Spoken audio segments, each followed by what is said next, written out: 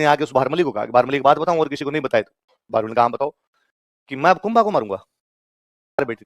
रणमल ने कहा कि इतनी रोमांटिक तुम पहले कभी नहीं थी। इसमें एक लाइन बोली, जोधा भाग सके तो भाग थारो रिडमल मरी हो जाए, जोधा भाग सके तो भाग जा तुम्हारा रणमल तो मर गया। जोधा जैसे घी देगा बीच में हाथ मारा, बीच में हाथ मारा तो हाथ जल गए। तो महिला और उसने कहा कि मेरे को कुंभा ने पीटा। कुतुबुद्दीन शाह नया नया जमाई बना था, उसने कहा अच्छा मेरे ससुर जी को कुंभा पीट देती हो का। उसने कहा चलो ससुर जी मेरे साथ चलो। शम्स खान का जमाई से आगे तो आप ही रहो, मैं पीछे पीछे रहूंगा। कहते हैं कि जब झीलवाड़ा में चाचा मेरा और महपा पवार ने मोकल को मारा था, तब उनकी प्लानिंग ये थी कि कुंभा को भी मारेंगे। और कुंभा के साथ वालों को पता चल गया कि मोकल को मार दिया, ये लोग कुंभा को भी मार सकते हैं, तो उन्होंने कुंभा को वहां से निकाला कि तुम चित्तौड़ चला जा, बाद में देखेंगे इनका क्या करना, एक बार निकल यहाँ से। तो कुंभा झीलवाड़ा से कहां पर आ गया, चित्तौड़। और चित्तौड़ आके उसने अपनी दादी को पूरी बात बताई। दादी कौन है, हंसा भाई कौन है।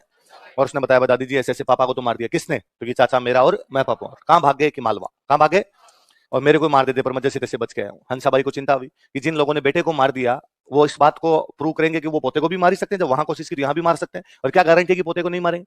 और हंसाबाई को लगा कि अब कौन बचाए। उसको वापस एक बार अपना भाई याद आया, रणमल। कौन याद आया, उसने रणमल को एक बार वापस मैसेज किया कि प्लीज भैया एक बार और राखी के बंधन के फर्ज को निभाने के लिए आओ। तो कुंभा का संरक्षक भी किसको बनाया गया। अब रणमल इधर आया, रणमल ने आते पूछा कि हाँ भाई क्या चल रहा है इधर। तो कहा भाई चाचा मेरा और महपा पवार ने मिलकर किसको मार दिया, किसको मार दिया, मोकल को मार दिया चाचा मेरा और महपा पवार ने। कहां भाग गए, क्यों मालवा। उन दिनों मालवा में सुल्तान हुआ करता महमूद खिलजी। कौन था, हम आपके रणमल ने महमूद खिलजी को मैसेज किया कि महमूद खिलजी हमारे 3 बंदे चाचा मेरा और महपा पवार हमारे राजा को मार के तुम्हारी बाउंड्री में घूम रहे हैं, प्लीज हमें सौंप दिया जाए। महमूद खिलजी को लगा मैं क्यों सौंपूं, मेवाड़ वालों की मालवा वालों की आपस में ज्यादा बनती नहीं थी, और वो मेवाड़ वालों के दुश्मन है, दुश्मन का दुश्मन हमेशा अच्छा क्या होता है, दोस्त। तो ठीक है फिर नहीं तो अपने उनको तो कमजोरी कर रहे हैं लोग। उसने फेंकने से वापस भेजने से मना कर दिया। भेजने से मना किया तो बाद में रणमल ने कहा भाई इनको तो मैं पकड़ ही लूंगा, कहां तक इधर उधर तू इनको छुपा के रखेगा, पर यदि मैंने इनको पकड़ लिया तो फिर तेरी गिरह है, तेरे को मारूंगा बाद में। महमूद खिलजी का बाद में देखेंगे। फिर रणमल एक दिन चाचा मेरा को पकड़ता, पकड़ के मार देता, महपा पवार आगे की तरफ भाग जाता कहीं पर। तो रणमल ने किस किसको मार दिया था। कुंभा के टाइम में मिलने वाला पहला जो अभिलेख है, कुंभा का पहला जो अभिलेख हमें मिलता है वो कौन सा है, पदराड़ा। इसका मतलब कुंभा ने राजा बनते पहला काम चाचा मेरा को सल्टाने का किया है। यही है भाई, पिताजी वाला बदला लिया जाए, बाद का बाद के अंदर देखेंगे अपने। अब किसकी सहायता से वो ये कब कर रहा है, रणमल किसकी सहायता से। हालांकि अभिलेख में कुंभा ऐसा कुछ नहीं लिखा था, कुंभा कहता मैंने किया है। फिर हम जब इतिहास पढ़ते तो हमें लगता है कि नहीं यार ये सब काम करने वाला बंदा कौन था, रणमल। पर क्योंकि सेनापति सैनिक तो काम करते हैं, सारी चीजें लिखी किसके नाम से जाती है हमेशा, राजा। तो वह राजा के नाम से लिखा गया अभिलेख। तो कुंभा ने कहा भाई अपने पिताजी का बदला ले लिया गया। अब जब रणमल ने इनका बदला लिया तो रणमल का प्रभाव बढ़ेगा कम हो जाएगा। अच्छा इनको मारने के बाद रणमल ने हंसाबाई को कहा कि दीदी मैं वापस जाऊं मारवाड़ मेरा संभालू। पर हंसाबाई ने कहा नहीं भाई पिछली बार तू गया और तेरे जाते मोकल को मार दिया, अब कहीं तू जाए तेरे जाते वापस कोई कुंभा को मार दो। चिंता मत करो, कुंभा को मारने वालों को मैंने सटाई दिया कि नहीं थोड़े दिन यहाँ पर और बैठा रहे। तो उसने कहा भाई मेरा भी तो परिवार पीछे है, कुछ लोग तो अभी साथ में आए थे लड़ाई के लिए, कुछ और बैठे। हंसाबाई ने कहा बुला ले सबको इधर ही बुला ले। तो रणमल ने अपना पूरा परिवार किधर बुला लिया था, मेवाड़। रणमल के कोई 24 तो भाई 28 बेटे थे। तो ये सिंपल सामान्य बात है, उसमें भाई हंसने वाली तो मेरी समझ में नहीं है कभी बात कि मैं जब ये कहता हूँ किसी को भाई उसके 24 बाई 28 बेटे हंसते हो। दादाजी की पीढ़ी के लोगों में एक माँ के 10-10 है, ज्यादा दूर नहीं, दादाजी वाली पीढ़ी में एक माँ के, यहाँ तो राजा की रानी है 10 है, 2 के एवरेज से 20 होते हैं, 2-2 टाबर तो होंगे एक माँ के, तो 20 हो रहे हैं। जब रानियां इतनी ज्यादा हुआ करती, एक के 10 एवरेज तो खतरनाक दादाजी वाले टाइम की थी। माँ एक, वो तो मेरे एक दोस्त है हंसते रहते हैं, उनके पापा उनको 11 भाई बहन है। तो उन्होंने पूछा कि भाई आप 11 हो, तो उनका 11 तो जीवते हैं, 3-4 मिस कॉल थी भाई, होते ही मर गए थे, तो उनको तो गिना ही नहीं है भाई साहब, 11 तो बैठे हैं तेरी आंखों के सामने। तो बच्चे होते ही थे उसमें तो कोई बड़ी बात ही नहीं। तो रणमल ने अपने भाई बंधुओं को और सबको इधर ही बुला लिया। तो अब रणमल का पूरा परिवार, ये मारवाड़ वाला कौन सा वंश था, राठौड़। कुल मिला के अब मेवाड़ के दरबार में 2 गुट बन गए।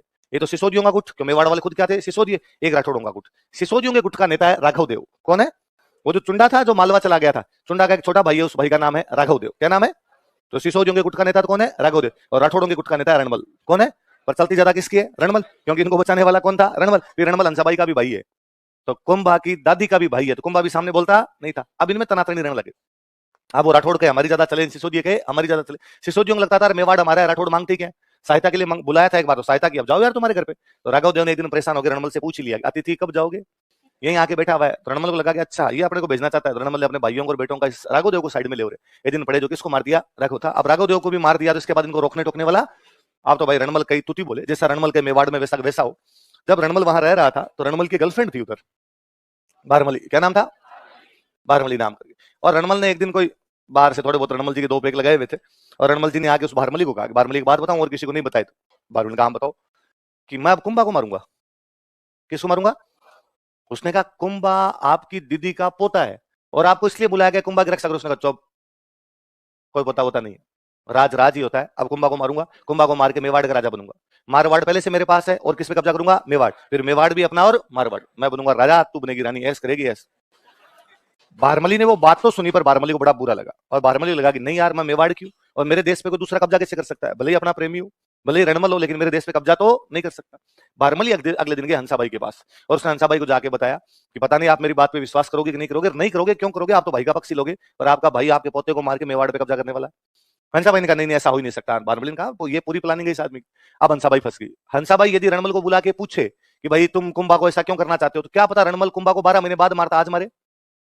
वो गांव में कोई पागल आदमी था जी, तो वो गांव में बच्चों को पीट दिया करता, कभी महिलाएं पानी लेने जाती उनके मटके गिरा दिया करता, कभी बूढ़े लोगों की लकड़ियां खींच लिया करता। एक दिन गांव वालों ने मीटिंग की, मीटिंग करके बाकी सब ठीक है, तू कभी गांव के आग मत लगा देना। उसने कहा ये तो दिमाग में नहीं था, ये वाला आइडिया सही दिया आप लोगों ने। राजस्थानी में, पश्चिमी राजस्थान में कहते हैं काला काला गांव मत बाढ़ दे, काला मतलब पागल आदमी कि प्लीज तू गांव मत जला देना। उसने कहा भलो चेता, ये ठीक याद दिलाया आप, अब की बार मैं गांव की आग लगाऊंगा। तो रणमल को यदि कहे कि प्लीज कुंभा को मत मारना, तो क्या पता उसके दिमाग में कब मारना है, वो कल ही मारे उसको। अब हंसाबाई को लगा अब क्या किया जाए, अब रणमल से कौन बचाए, पहले बाकी लोगों से बचाने के लिए किसको बुलाया था, रणमल, अब रणमल से कौन बचाए। हंसाबाई को वापस याद आया चुंडा। कौन याद आया, जो हंसाबाई के विश्वास के कारण कहां चला गया था, और हंसाबाई ने कहीं से चुंडा की नई जियो सिम के नंबर कबाड़े और चुंडा को मैसेज किया कि चुंडा जी ऐसी भी क्या नाराजगी है, किसके घर में लड़ाइयां नहीं होती, बर्तन पास में होते हैं तो खड़कते ही हैं आपस के अंदर। तो आप नाराज होकर चले गए तो लोग मेरे को कहते हैं कि सोतेली माँ थी इसलिए घर से बाहर निकाल दिया, अब वापस आ जाओ, मैं आपकी माँ हूँ, माँ की बात का कौन बुरा मानता है।